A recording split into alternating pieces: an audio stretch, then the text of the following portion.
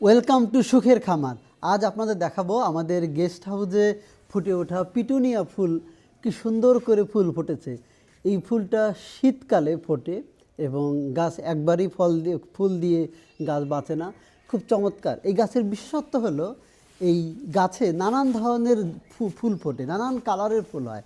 এইটা দেখেন গোলাপি, এটা ছিল পার্পল, ওইটা পার্পল, আরও সাদা কালার হয়েছে। আমরা যদি একটু ঘুরে ঘুরে দেখাই, আসেন না? আসেন। এই ফুলটা বেশি ইন্টারেস্টিং।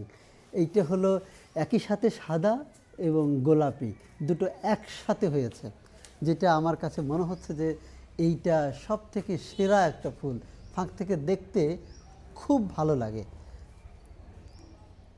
এবং আমি যদি আরও কিছু দেখাই আপনাদের, এই যে আমাদের যে ঢোকার যে পথটা, যদি আপনি এইভাবে সামনের দিকে আসেন আর আমার এই পিছনের অংশটা দেখান, তাহলে কত ভালো লাগবে আমি আশা করছি।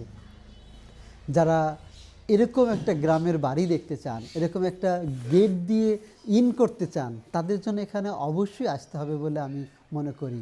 এবং এই পুরো বাড়িটাতেই আমরা যে আলপনা দিয়েছি, এটা অত্যন্ত সুন্দর লাগে। এটা শুধু আমার রিভিউ না, যারা এখানে আসে তারা বলে যে সন্ধ্যা হলে যেমন এই লাইটিংয়ের জন্য মন ভরে, তেমনি দিনে এই আলোগুলো যখন নাকি এই আলপনাগুলো যখন দেখি তখন মন ভরে যায়।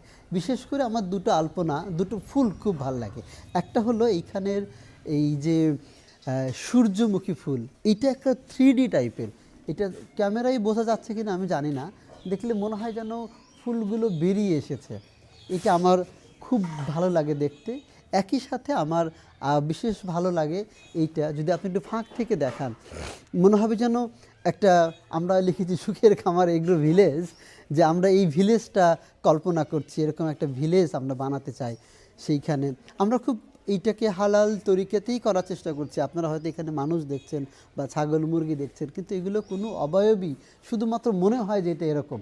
তো এইটা গেস্ট হাউসে আঁকা এই ছবি দুটো আমার কাছে খুব বেস্ট লাগে। এছাড়া যে আলপনা আছে, যে গাছ আছে, এটা একটা চমৎকার অনুভূতি আপনাকে দেবে।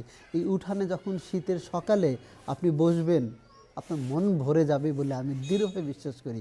এই শীত পোহাবেন এইখানে বসে, শীতের রোদ পোহাবেন, ব্যাপারটা রোদ পোহাবেন এইখানে বসে, একটু মুড়ি খাবেন অথবা একটু চা খাবেন, আপনার মন ভরে যাবে। আমি এটা নিশ্চিত করে বলতে পারি। আপনার আহ্বান রইল, যারা সুখের খামারে বেড়াতে আসতে চান তারা কমেন্ট করে জানান, আমরা আপনাদের নিয়ে আসবো। Thank you. আসসালামু আলাইকুম।